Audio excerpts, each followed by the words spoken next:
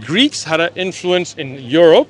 At most, you could say maybe around Levant. But if you're talking about Mecca, the Greek philosophy was not there in Mecca. And to understand it, you would have to speak Greek. Right? So a lot of people come here, they're like, I believe in million gods. Some people are like, I don't believe in God. So I don't know, like, do you believe there's one God?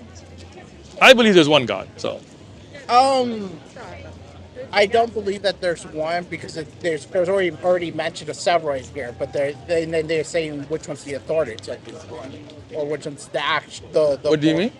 Well, it's saying like I think they mentioned a lot of the. In the Quran, there's only one God, right? He says God is one. Qul huwallahu ahad, right? So we believe there's only one God. Are you Christian? Are you I'm Christian, yeah. okay? So as a Christian, do you believe there's one God? Like in the Ten Commandments, Hear, O Israel, your Lord is one.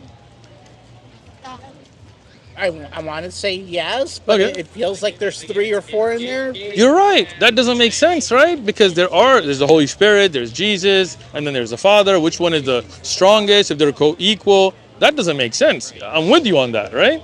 But if I was to say, look, forget that extra gods. Let's believe there's only one God who sent prophets like Abraham, Moses, Jesus, Muhammad as prophets of God. Would that make sense to you?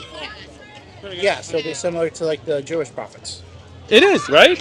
But for example, the Jews did not believe in Jesus being a Messiah or a prophet, right? But we believe he was. He had miracles, he taught good things, he taught people to worship the one God, not to corrupt the message as they were doing in synagogues, right?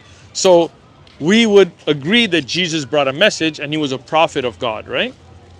And then Muhammad, being the last prophet, peace be upon him, taught the same monotheism that the earlier prophets taught, had miracles, had the Quran that till today nobody can write anything like it, has scientific miracles. Let me show you one, right? In the Quran, this is Surah Anbiya, and this is the 21st chapter, so you have it with you as well, in the 33rd verse, right? You want to do it together? I'll open it for you. Yeah, I was to say which one? yeah, I got you.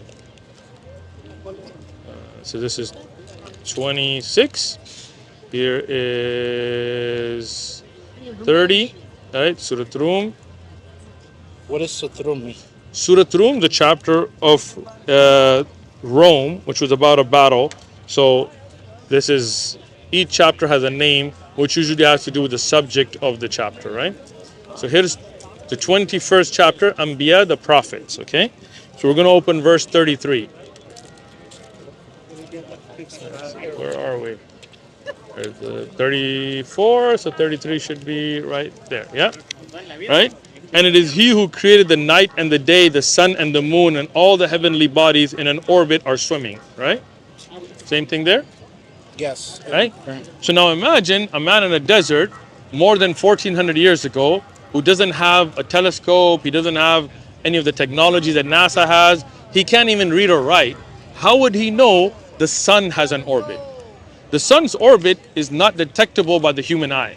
Um, I would imagine it's just like the way they used to do astrology, like Okay, navigating the stars and understanding right. and the moon cycles. I got you.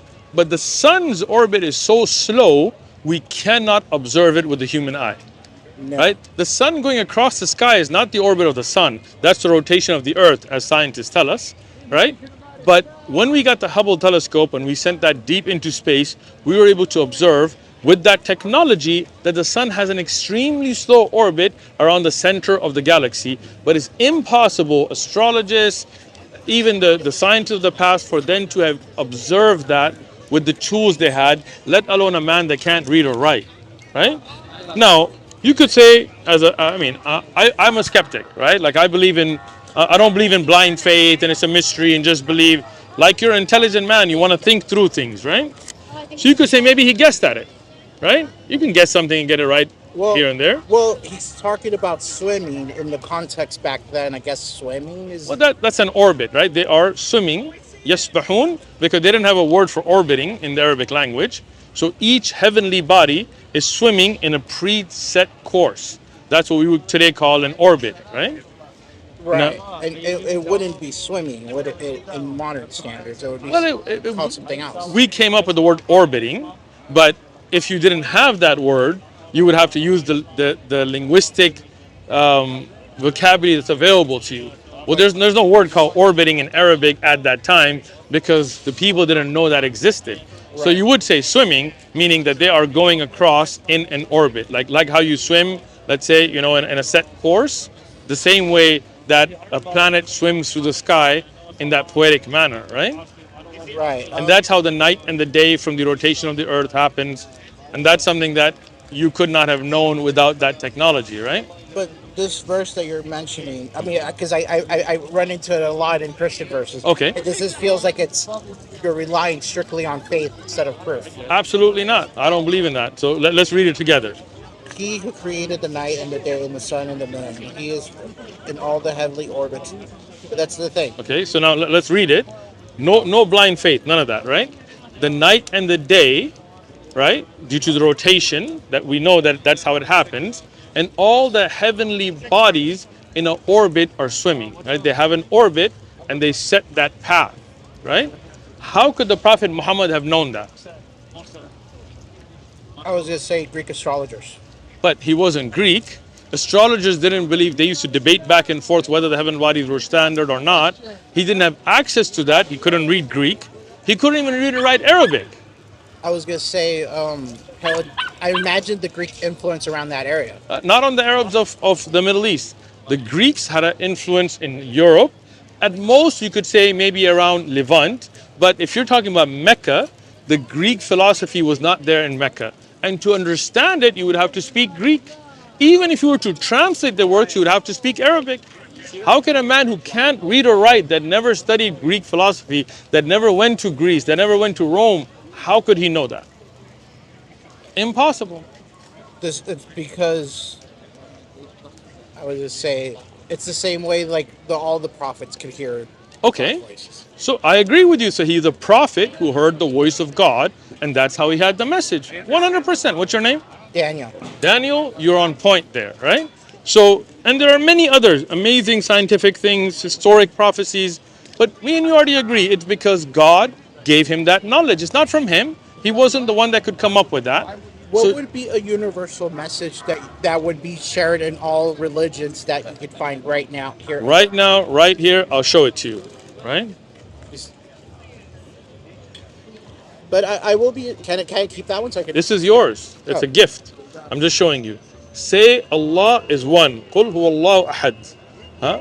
That He is the one, that there is none but one creator. That's a universal message.